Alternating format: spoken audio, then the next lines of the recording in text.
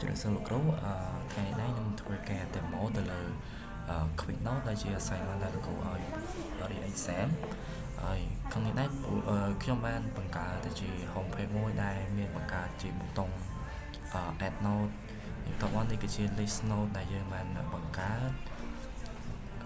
ជាមួយនឹង filter search ជាដំបូង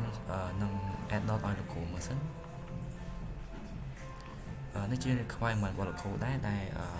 មានជា input title input text content title ហើយនឹងវាជា review card ពេលយើងទៅសេទៅវានឹងចេញជារូបរាង card ដើម្បីដែលយើង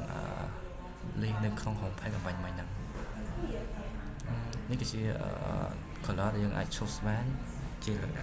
color card ឥឡូវខ្ញុំយកពណ៌មួយ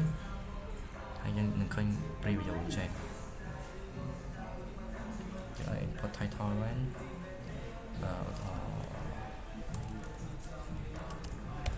Sunday title ឥឡូវយើងឧទាហរណ៍សិនយើងអាច save បានតទៅ save វានឹង auto ទៅក្នុង home page មកហើយនេះគឺជា note របស់យើងហើយ filter យើងមាន new យើងមាន all yes វាដែរយើងអាច search បាន Sunday វានឹងឃើញកាត់ហ្នឹងហើយយើងអាចចូល view ជាមួយនឹងយើងអាច edit និង delete បានដូចគ្នា delete បានអញ្ចឹង